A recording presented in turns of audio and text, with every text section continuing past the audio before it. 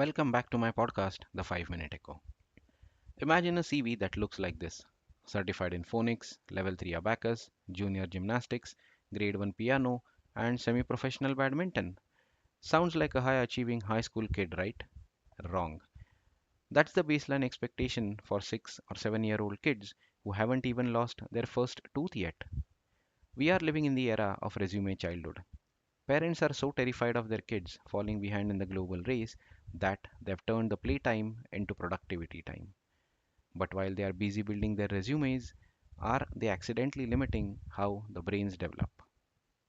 Let's talk about the IQ paradox today.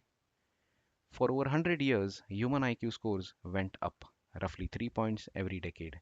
It is called the Flynn effect.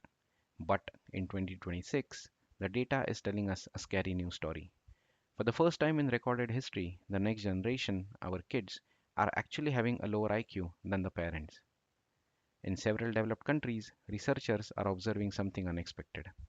The long rise in IQ scores has slowed down. In some regions, it has even reversed.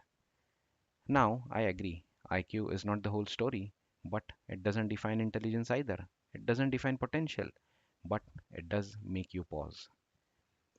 Childhood has become more structured than ever before, more supervised, more scheduled, and more optimized, less unplanned. Neuroscientists are sounding the alarm. We are seeing drops in memory, attention span, and critical reasoning. Why? Because IQ isn't built by following instructions in a phonics class. It's built by unstructured problem solving.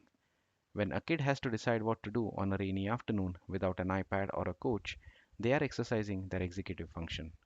When we schedule every minute, we are essentially putting their brains on autopilot. We are raising a generation of great executors but poor thinkers.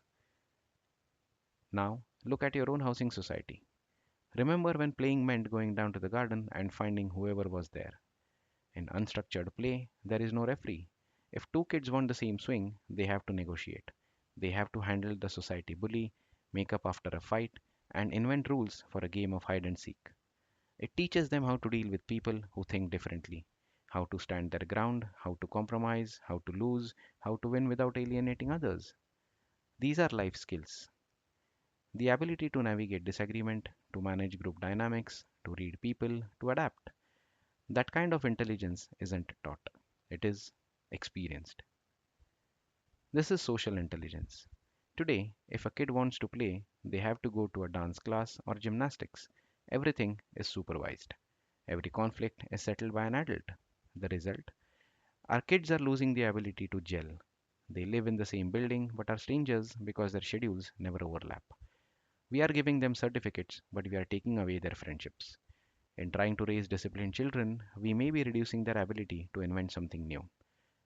There is a hidden cost to all these gold stars and the participation certificates. When a child only succeeds within the safe, predictable walls of a structured class, they never learn how to fail. They crumble the first time they encounter an unstructured setback, a situation where there is no coach to fix it and no trophy just for showing up. Let them get bored because boredom forces invention. A broken bat becomes a new game, a terrace becomes a stadium, a lane becomes a tournament. That unstructured time does something subtle. It builds problem solving, it builds social intelligence, it builds resilience. Because innovation does not come from constant supervision, it often comes from wandering, from messing up, from trying something that was never planned. We think we are being good parents by keeping the kids busy. But maybe the best thing that we can do for our child's IQ this week is to cancel one class. Let them get bored. Let them go down to the society garden and just exist. A gold medal in abacus is great, shows potential, always helps. But it won't help them navigate a difficult boss or a complex relationship 20 years from now. Knowing how to negotiate a game of cricket in a parking lot might help them survive the room. Childhood is not a competition, it is their foundation. This is the 5 Minute Echo. Thank you for listening. I'll see you next time.